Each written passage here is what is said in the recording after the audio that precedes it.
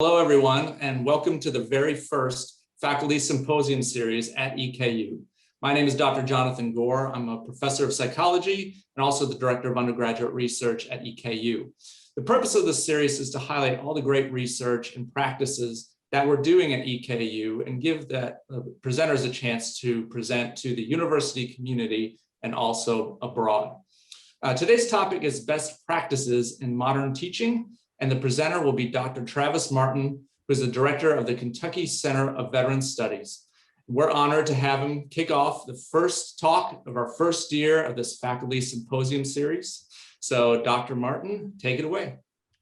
Thank you for having me, Dr. Gore. I did not realize I was such a trailblazer. Today I'm going to be talking about best practices in teaching, my practices anyway, and I'm going to be highlighting a lot of the professional development opportunities that are available to our faculty here, because I have been taking part in quite a few of them, and I see a lot of familiar faces here in the group. And so I'm going to talk about how I've applied lessons from the majority of those to my Intro to Veteran Studies class since I came back to EKU in fall of 2018, I believe. So I'm going to share my screen now, and hopefully, let's see. There we go. I'm going to have some video clips, so I'm going to have to share computer sound. And I'm going to, oh, there we go. So can everyone see the slides now? Okay. So transparency and intrinsic motivation are probably the two defining features of the course developments that I've tried to engage upon in the last year or so of working on this course. And so I want to focus on all the different trainings and PLCs and TLIs and IDC events that I've taken part of and kind of taken bits and pieces from and tried to improve my course. So Intro to Veteran Studies is a unique course to EKU. I actually developed it back whenever I was a master's student here and before leaving to get my PhD. And it was the first of its kind in the world. I'm really proud of that. But that doesn't mean it can't be improved. As we've grown as a discipline and as I've grown as an instructor, I've continuously tried to improve this course and make it more relevant to our students' lives and hopefully send students out into the world who can make a difference for vets in their workplaces, their families, their home communities. And that's my intrinsic motivation, to produce students capable of doing those things. So I've kind of put the course learning outcomes into plain spoken language here. And the main things I would say that I try to teach students this course is that veterans have intersectional, non-monolithic identities. They differ depending on their era and type of service, their homecoming experiences, and personal attitudes towards service. We use interdisciplinary techniques to explore veteran identity. Military service results in both visible and invisible wounds. It also creates strengths and examples of resilience. Cultural representations of veterans and patriotic rhetoric impact their lives in real ways. And this one's important. Many people, including our students and faculty and staff and everyone around us, often struggle when it comes to having simple conversations with veterans about their service. There's a common belief that it can be psychologically damaging or upsetting to veterans to simply ask them questions. And so my own research kind of goes into how that superficiality in our rhetoric can also lead to a lack of understanding and empathy with veterans. So those are kinds of the things that I try to get across in Intro to Veteran Studies. And here are some things that I wanted to improve in the course when I embarked upon this larger project. I wanted to clarify the expectations for my assignments, especially the semester-long oral history project, because that is the way that I'm teaching my students to have those meaningful conversations. I wanted to especially undermine the "it's just another gen ed course" mindset. I wanted to provide opportunities for self-directed learning. I love it when students think of innovative ways to engage in service learning in particular, and I wanted to provide opportunities within the course for them to do that. And I wanted to inspire my students to tap into their intrinsic motivation. They'll say, "We support the troops," and I'll say, "Well, put your money where your mouth is." All right. And then lastly, I told them to focus on student learning on tangible skills and knowledge relevant to future careers and desires to impact the home communities. So that is really the future of my field, I believe, is that people are going to be taking veteran studies and learning how to specialize in their own disciplines, be it psychology or nursing or social work. They can take veteran studies courses or a curriculum and hopefully leave out EKU ready to specialize in that particular population in ways that people from other schools may not be able to. So those are desired improvements and why. Um, so to get there, I took part in a lot of different professional development opportunities. Fall 2018, I was part of the TILT pilot group. I took part in Dr. Bosley and Parrott's disciplinary ways of reading PLC, where we talked about student learning bottlenecks. I've done the IDC trainings, PD2, PD3, Quality Matters rubric. I did a reading apprenticeship framework, another QEP project from Star Wenzel. And for the last year, me and Matt Winslow have been leading ungrading PLCs, basically trying to get students to focus on their intrinsic motivations for their courses rather than intrinsic motivators like grades. So Tilt, I got a video here by one of our former Pedagogicon keynote speakers, Marianne Winkelmus, and she is going to briefly explain what this is all about. To succeed in college, there are rules that we know about and rules that as an entering new college student, we may not know. Things like, what does a good lab report look like when it's finished? What does a good comparison study look like? What's involved in writing a research paper? These are things that many students coming into college have never done before.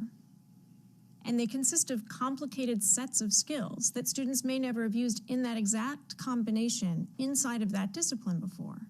So if students don't have a good example of what these things look like, then they're not privy to those unwritten rules about how to succeed.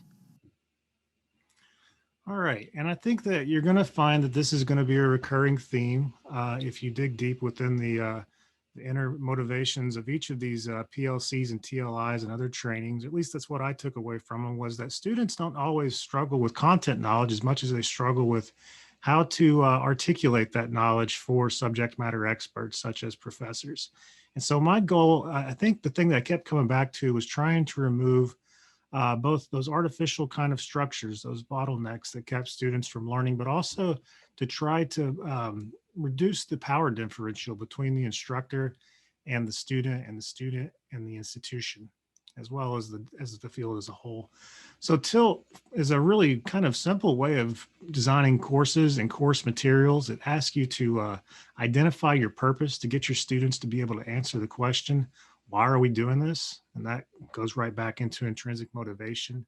It gets you to identify the skills they're going to learn. What will we learn to do? And that goes into what I want my students to be able to do in terms of articulating what they're learning for their future careers, as well as what knowledge they will gain. And then spelling out specifically the task. What do we want the students to do? Are we just giving ambiguous writing prompts and assignments and saying, figure it out and hopefully I will approve? Is that really kind of what we want our students to take away from our instruction, is that they have to submit to our power, or that they need to basically understand what we want and come up with creative ways to work within that guideline and structure? So, and the criteria for success is a really important thing, telling students how to be successful. And I actually tend to rephrase that as, how do I know if I'm doing a good job in my courses? So even tilt can be tilted sometimes. Oh, there we go. Another thing that I've started to incorporate more and more is the Quality Matters rubric. And I'm not going to go over this. You can see it's a very lengthy document, but it's a really great way to kind of go through your course and just see if you're making a well-designed course that's structured and has all of the information that your students need to be successful. And this is something that's offered by the IDC, and it helps you break down your content delivery into categories and identify areas for growth in your teaching. And some examples there are like 2.3 and 2.4 are your learning objectives clearly stated and connected to assignments. So I started doing that on the outside of each module. Our grading policies clearly explain, can the relationships between the materials and learning objectives be clearly stated? Things like that really make it clear to students why they're doing the things they're doing. There's not a lot of ambiguity about why the instructor is having you do the assignment? Is this just busy work is a question instructors will often get. Well, it's clearly not busy work if the instructor articulates explicitly why they're doing the work and why it connects to the overarching goals for the course. So just kind of keeping these sorts of things in mind. This is for online teaching, but it works just as well in an in-person environment as well. So I say tilt plus PD2 divided by PD3 equals success. That's a math joke because I'm an English major and I don't understand math. But strategies I like to try to apply that I've learned from these various trainings. Detail the skills and knowledge gained from each module and assignment. Provide detailed directions, links to resources, examples, and expectations. And there's a picture over top of those words, but basically provide advice about how to be successful. You can kind of see there on the, let me hold it, get my little pointer out. On the screen here, like I have out the outside of each module or inside of each module, an entire section about how to get the most out of the content, how to be successful. On the outsides, I have pretty much like mini learning objectives, and each assignment is broken down with directions and rubrics and examples. All these things are, I think whenever I was coming up in school, it was meant to like there's kind of this assumption that making students figure things out on their own was a mark of their success. Or a mark of intelligence or something like that. But I think that we got to ask ourselves as instructors, what are we asking students to figure out on their own? Are we asking them to go learn about the content? Or are we asking them to learn about our rules and our specific kind of, very idiosyncratic ways of teaching? So if it's the latter, then I don't know that necessarily we're doing our students a service, given especially that we all teach differently. And this has actually been something that's been really prevalent since COVID is the new reliance on Blackboard and students saying that every course uses Blackboard differently. And then especially our younger students are struggling with understanding that those differences and how to adapt. So I think anytime that we can clarify the whole how to get to the knowledge part and reduce the amount of time it takes to get to that knowledge, then we're doing our students a service. So this is just an example from another course, not my veteran studies course, but I do it the same way. I started, this is like my introductory module. So this video here would explain the goals of the course. And rather than have like 3 pages of just, kind of copied and pasted, course policies, I try to do this all really kind of neat and succinctly so that students can find it. And believe it or not, this actually makes it quite a bit quicker to just kind of go to your Google Doc each semester and update that. And instead of like having all that stuff, the students aren't going to read that. They're not going to scroll through all of those and read them word for word, but you can point them to them a lot easier that way. And so also you can provide, all kinds of resources. And I also make my students do a mark review thing to show me that they have, covered these materials before they go into the course. And hopefully that helps them know what's going on. All right, so this was from the PLC that doctors Bosley and Parrott led from Bottlenecks and Threshold Concepts by Middendorf and Shopkow. And basically this was about making mental moves that prevent students from getting kind of bogged down in the how to learn instead of like getting to what to learn, to transcend what they call threshold concepts, which was the thing you have to understand to get to the next level of knowledge. And students kind of like get stuck at one part and they can't get to the next part. Well, are we providing opportunities to remediate that? Are we providing opportunities to give students evaluative feedback, conversations? Are we giving students a chance to identify through metacognition the lack of knowledge they may have that's keeping them from getting to the next step? Or are we just creating kind of hard and fast rules and deadlines and assignments that are kind of like gatekeepers? That's not what any of us want to do. Gatekeeping is no fun.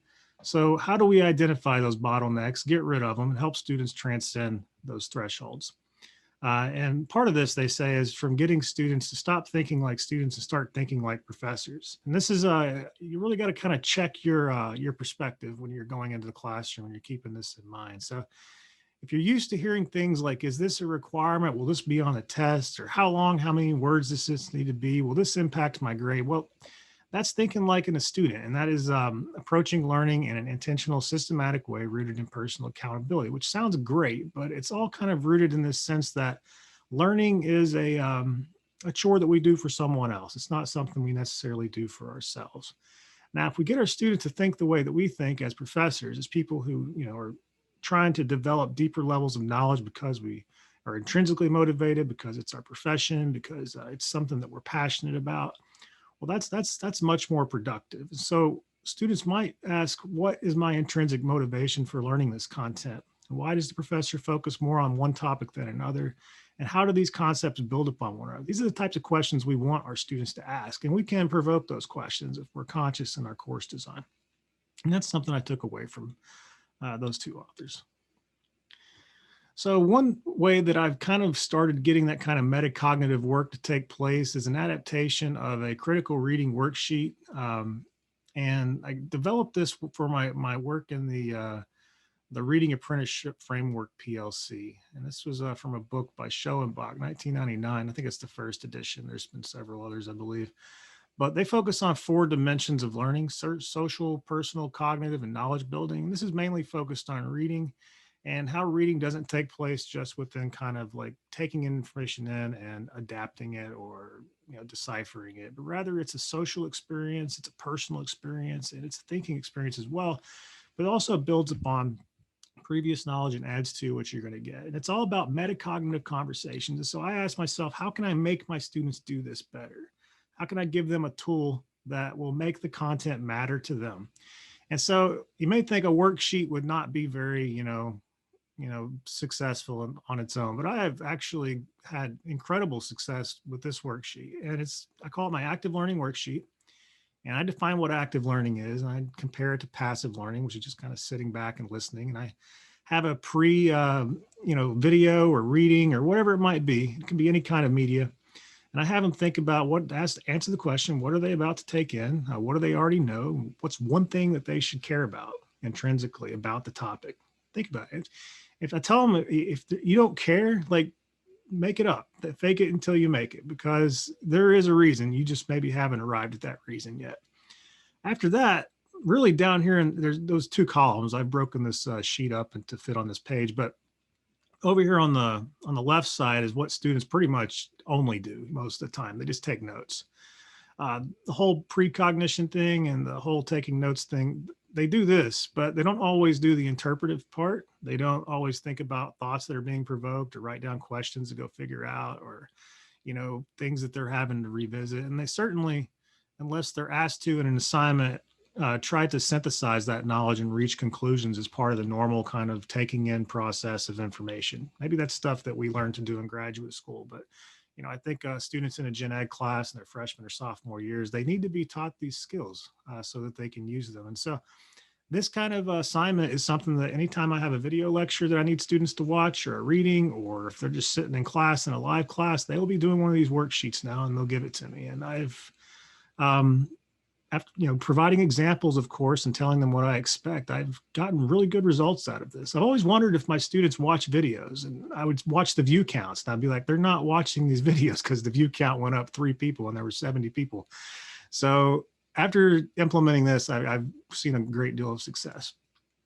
I have another video here, but I'm going to move into ungrading now and how that's been helpful. And this is Alfie Kohn, who is someone who's really kind of a pioneer in the field. I'm just going to play the first minute or so of this. We don't have to have grades. Research shows that grades have 3 effects. 1, they make students less interested in whatever they're learning for a grade. 2, they become less likely to pick something more difficult. After all, if the point is to get an A, you're going to choose the shortest book or the easiest project because that makes it more likely you'll get the A. And 3, when students are graded, they tend to do things in a more shallow or superficial fashion. They're less likely to really push and reflect, and more likely to say, do we have to know this? Is this going to be on the test? That's why the best schools do not grade students, and the best teachers do everything in their power to help students forget that grades exist, and sometimes let students pick their own grades. So we live in a society now where people don't get it. They ignore this research, and they use grades to compel students to do stuff that they understandably have little interest in doing.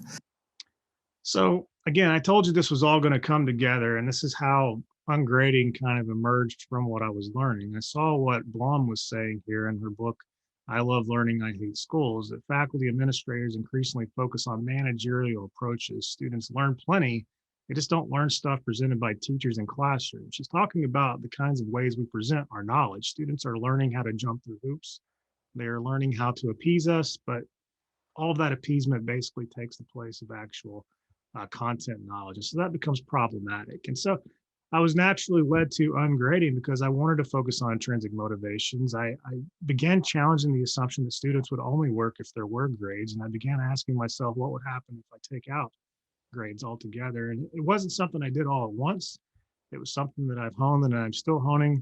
But gradually, I started working towards a grade proposal philosophy based on Blum's work. And it's not that students can just go in and say that I got an A and not do anything. I have required assignments that I've decided are, if you can do these assignments to, what I deem as satisfactory as a content expert in this area, then you've met the course learning outcomes, and the grade is secondary to that. So I have a system within my class that is not as anarchic as it sounds, but basically it's been really successful so far. I'll talk a bit more of that in a minute, but Cohn's not just drawing on anecdotes here. He actually is talking about research from the 80s and 90s that showed these three conclusions: that they diminish student interest, and that they lead to a grading versus learning orientation, and they create a preference for the easiest possible task. So I would say that all ties into the ways we're framing knowledge in terms of how we teach. And this is all, again, how it came into my class and how it became a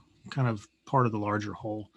So how does this look for me? I think one thing that I started off with, I didn't start off with this. This was actually one of my revisions about halfway through, was actually a suggestion from Dr. Winslow, an engagement plan in week one, telling students every assignment in the class, which I deemed, probably more than enough. So I give students a choice of homework.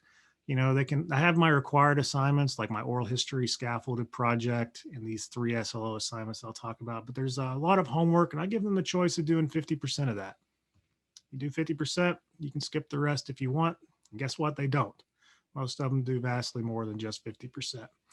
And then there's 3 SLO assignments in particular, and those are student learning outcome assignments. They go to the syllabus, they pick a student learning outcome, they propose a way to learn about it, and they spend 5 to 10 hours learning about it in the way they choose. They do everything from, I had one student watch 12 hours of combat footage for the VTS 200 class. I had students go to memorials and research their history. I have students, read books, listen to podcasts, watch documentaries. They decide how they want to learn about it. They write a reflection or create some sort of product after they're finished learning. I've had them do art, had them make videos, had them write poetry and short stories. They've come up with all kinds of creative ways to demonstrate their knowledge to me in ways that matter to them. In terms of grading and not grading, I use a midterm and final grade proposal now. And within those proposals, the students actually have to give me 2 examples of assignments they've done in the class that show me that how they've mastered each student learning outcome in the course. So they can't leave my course unless they've done that. And if they chose not to do the proposal, or they don't do the required assignments, then I have in the syllabus to kind of revert to a standard graded system. They have the choice to participate in it or not.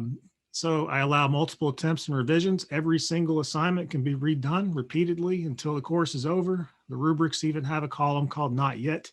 And if they hit that column, I send it back to them and they get a 0 instead of a 1 in the grade center, which is the best I can do with Blackboard. I wish there were just check marks and X's, but 0s get check marks for some reason. So I do 0s and 1s. And if it's not yet, they revise based on my evaluative feedback and they turn it in again. And if they don't do it right the second time, they turn it in again. And I just keep giving them feedback until they grow to the point that I think that they've met the goals of that assignment. And all of this obviously revolves a lot around one-on-one conversations, either online or in person or Zoom or whatever. So after action review, this is where I'm at, and I'm about finished here.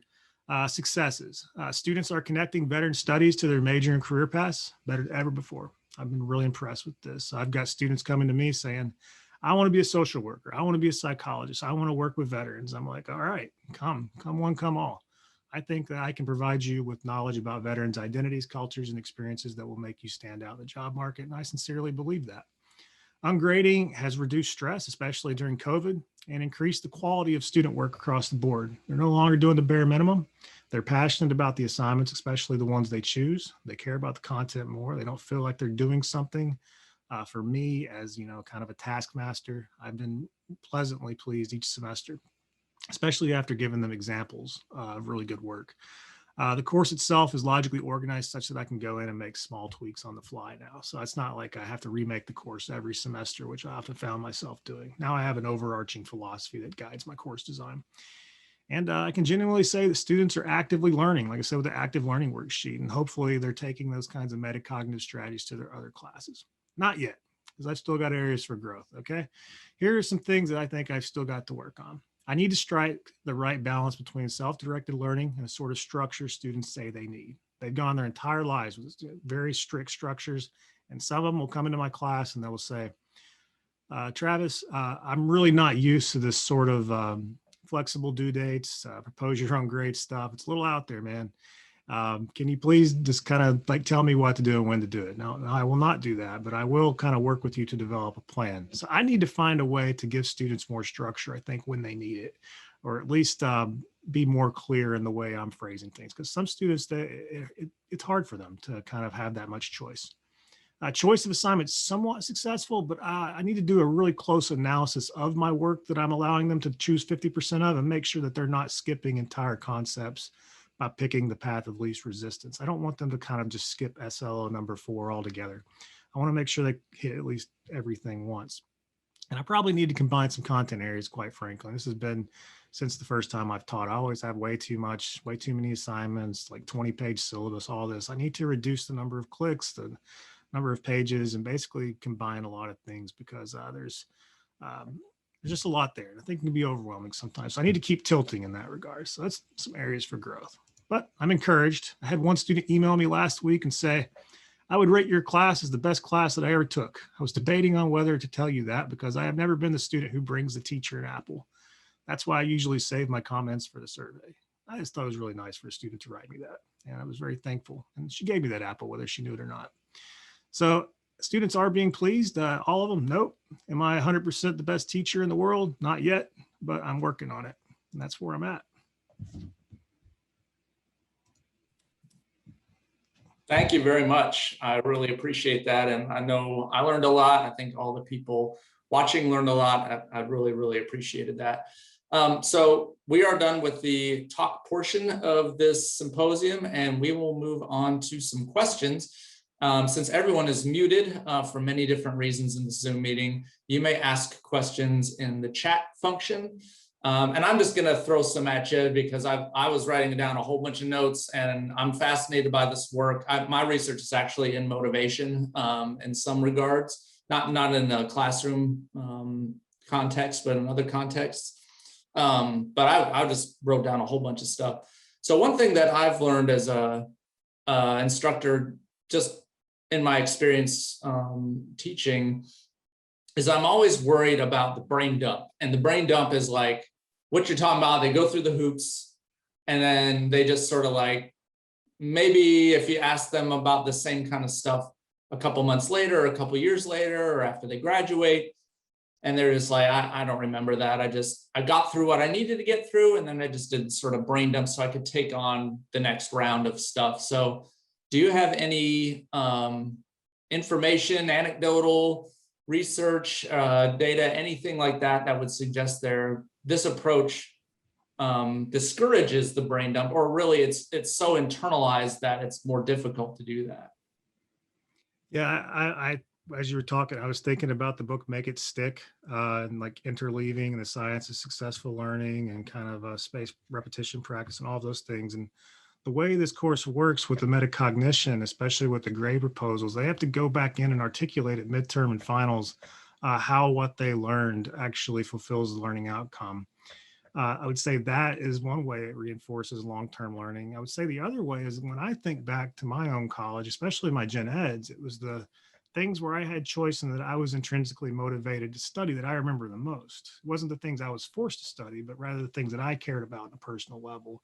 So anecdotally, just from my own experience, that's what I remember the most of. So creating as many opportunities as I can for that to take place, that's what I would hope would lead to longer lasting learning. Mm-hmm. Mm-hmm. So once again, if you have any questions, you can write them in the chat and I'll be happy to ask them. So I think a part of the reason why I think a big interest is in this class is because I took a class when I was an undergrad at Michigan called 20th Century Wars, and the professor was like, "This is always a popular course," and just talked about how war just is so intriguing for people. And when you ask students, what do you already know about something like veterans, I think that a lot of people have opinions and attitudes and ideas about what it means to be a veteran. Some of them just know that from their personal experience with family or even their own personal experience. But is there ever a check on that in terms of what do you think you know about this topic regarding veterans, and where is that coming from? Where is that just coming from you really delving into that, or is this just sort of picking up on the cultural sort of attitudes about what it means to be a veteran? Well, what I find is that students are incredibly respectful of veterans to the point that they are afraid to question anything surrounding veterans, and that has its own problems. Typically, with me being a veteran and other veterans being in the class, they are walking on eggshells the first few weeks, afraid they're going to say the wrong thing and be offensive. And I try to reiterate that in itself, that fear results in a lack of understanding because no real dialogue takes place. And if no real dialogue takes place, your war professor probably might have said, then the war becomes kind of a self-perpetuating thing because no one's ever talking about it. They even have a phrase, the veterans who've seen it for real don't like to talk about it. And so that phrase in itself is kind of like a repetition of that sort of phenomena of people just, there's this thing going on. It's really terrible. It's burdened by a very small percentage of the population. And it's really easy to ignore and just kind of put out of mind. So what I do in the class, and this is mainly focused on veterans after they come back, is say, you have an opportunity to potentially impact someone's life, whether you know a veteran now or not. The odds are you're going to work alongside a veteran in your future workplace. You may provide services to veterans as someone in the helping professions. You may, in 5 years after you're a manager wherever you work, have a young sergeant coming to you out of the military transitioning, and you may be in a position to help that person by helping them tap into their strengths. Now, are you going to draw upon stereotypes like Rambo and Gran Torino when you're talking to that veteran, or are you going to draw upon kind of this intersectional analysis of identity that I teach you in this class? This kind of looking at veteran is just one aspect of identity, but there's also lots of other things coming into contact with that to create a unique individual to every veteran that you encounter. No two veterans. I use the saying, if you know a veteran, you know one veteran. And that's the most important thing I think they can take away from the class. No two veterans are exactly the same. Yeah, really avoiding that that sort of out-group bias of just assuming you know one, you know everybody. So there is a question in the chat. Can you see that question? So I don't know if people seeing this video will be able to see it, but Dr. Intherip asked this question. Travis, you mentioned that this approach reduces anxiety. I understand how having less strict external pressures would reduce anxiety. At the same time, when you mentioned the students who need more structure, I wondered whether a very open, self-directed structure would result in some students being more anxious. Do you have any insights on how this approach influences students' anxiety levels? Would it be different for different types of students? Yeah, absolutely. And I've gotten that in my own course evaluations, and students will tell me, I understand why you do ungrading, I understand, but for me personally, I would prefer a more structured approach. And some actually view it as a form of competition. I come to find education is like, I don't like that I did X amount of work and got this grade, and they did X amount of work and got that, or Y amount of work and got the same grade. And I try to tell them that the grade isn't the goal, the learning's the goal. That's what you should be proud of, but that's not our society that we live in. So to answer this question about anxiety, it reduces anxiety for a lot of students because at least the way that I engage with ungrading, you got to be humble and you got to realize that your course is not the center of their universe. So by providing them with kind of flexibility with due dates, with revise and resubmit options, they're always going to know that when I say not yet, there's going to be a second chance. They may not have those second chances in their other courses. So if there's a week where they need to kind of quite honestly slack off in my course in order to be successful overall as a student, I've learned not to take that personally because they are the whole student, not just my student. They're in 5 other classes. And sometimes I'm not going to be number 1 on their priority list. So I think that helps a lot of students, knowing that I can be understanding of those conditions, and that especially during COVID. For the students that need more structure, actually, I find the need to talk to them more one-on-one. I keep a group me open for all my students, and they can always chat with me all hours of the day. Quite frankly, it's a bit much, but I try to, basically be there for them as they have questions, as they need structure. I don't necessarily believe that when they get out in the real world that it's serving them very well to have them reliant upon 100% guidance from the authority figure. They need to be a little self-directed the older they get and the more further along. So I try to encourage them to not be afraid to take risk. And I think that's ultimately the source of that anxiety, is they don't trust me. They think that I am part of a larger power structure that wants to basically keep them from getting their degree or getting their job or getting into their grad school or whatever it might be. And I'm not.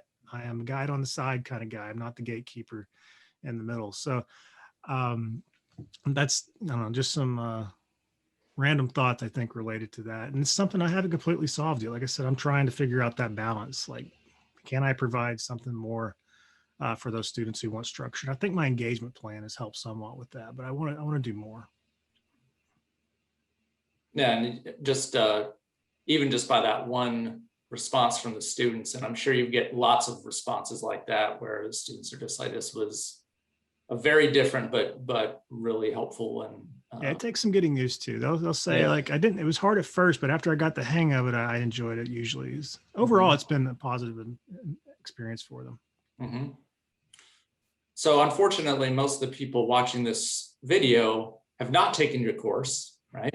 They're usually going to be faculty members, but I hope some students will get a chance to watch it too. And hopefully this is a nice little advertisement for your course. But you mentioned that many people struggle when it comes to having simple conversations with veterans, and EKU certainly has a very large contingent of veterans as students in classrooms. So as faculty, and many of us not having those kinds of experiences until we have a student in our class, how would you recommend we begin those kinds of conversations if it's something that comes up? What's just some good pieces of advice we should consider when we have veterans in our class? And is there a difference between having a veteran in our class versus a student who is active duty military? Yeah. Okay. Well, first off, again, if you know a veteran, you know one veteran is the key thing. Veteran identity may not be their primary identifier, depending on how long they've been out, or depending on how, central that identity is to their overall being. I would say that drop any preconceptions you have at the door. And I know that I struggled with this after I got out. I had preconceptions about civilians and how I was viewed by them. Like, am I a perpetrator or a hero? I don't know who I'm talking to now. And so veterans may have preconceptions of their own that they're bringing to you as a college professor. And I think just kind of keeping that in mind, that, was it the Cooley quote? I'm not who I think I am. I'm not who you think I am. I am who I think you think I am, kind of thing is going on at all times with student veterans and their professors. And so they think that they are what you think they are. And they don't, it's all about misconceptions of misconceptions, and just kind of asking questions and having dialogue. And not, there's nothing wrong with asking a veteran, oh, what was your job? What did you do in the military? And most importantly, I would say when working with a veteran is to always take a strengths-based approach when you can. If you look at our trainings at colleges across the country, they're predominantly deficit-based. It's always about, the disabilities that veterans are bringing out of service, or the things wrong with them, or the difficulties of adjusting to life. And maybe we don't go to the trainings, all of them, but we just see the headlines over and over and over again.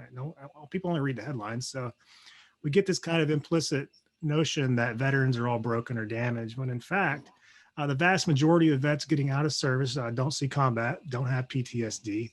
And those who do usually have it under control and are getting treatment and are leading very successful lives. And they bring with them the diversity of perspectives of having traveled the world a lot of times, of having maturity enough to lead people at very young ages. And I think when I have a veteran in the class, they typically emerge as a leader rather quickly, especially in this class, but also other classes as well, because they're not afraid to, they're older, they've been in worse situations in a college classroom, quite frankly, and they're not afraid to speak up whenever the time comes. So I draw on their strengths, tap into them, let them self-actualize in your classes as much as you can, and don't be afraid to ask them questions that were within reason. Just treat them like a human being more than a veteran, and that'll go a long way. Second part of your question was, I forgot. It's just if there's anything that we should keep in mind that would be different between a veteran versus active duty military. Sure. Yeah, when we do our oral histories, we prefer that the person's been out of the military for a couple of years, because your attitudes towards service change quite a bit when you're not under the thumb of that power structure, quite frankly. That's the main difference. Does that mean that the person that's still in service is brainwashed, automaton, still can't make sense of the world except what the military tells them? No, absolutely not. I would say the only difference is that they are probably beholden to a certain kind of uniform code of military justice, ethics, a larger collective identity that is going to have a stronger hold on how they view themselves in relation to their country and their patriotic identity, and how our country defines itself largely in part by how its veterans behave abroad.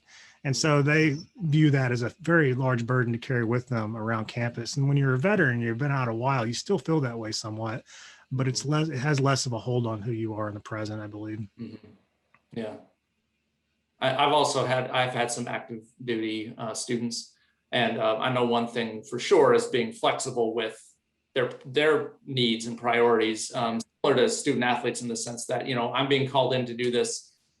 So I'm able to be here for this discussion or whatever. So there's a lot of flexibility for active duty students as well for that very reason. It's just something that a lot of us faculty who do not have, a family history of military service, who just something you just have to have a different approach for, and just be patient and make sure that you're flexible. I think that you'll find if a veteran is telling you, or if someone in the military is telling you they have field exercise or something, that you can pretty much bank on that being true. They're not just making that up to get an extension. They are definitely going to follow up with you as soon as they can. It's been my experience anyway. It doesn't look like we have any more questions in the chat, but I really appreciate you sharing your knowledge about teaching, sharing your knowledge about just a good way to approach veterans in the classroom, and really just a good way to approach learning goals for students generally. Any last words you want to say for us? No, again, I thank you for having me, and I thank you for the opportunity to talk about what I've learned, and for all the people that I've been in these learning opportunities with, these PLCs and things. It's been a pleasure, and hope to continue. Great. Thank you, Dr. Martin, very much for your wisdom, and we appreciate you kicking off this symposium series. Thank you very much.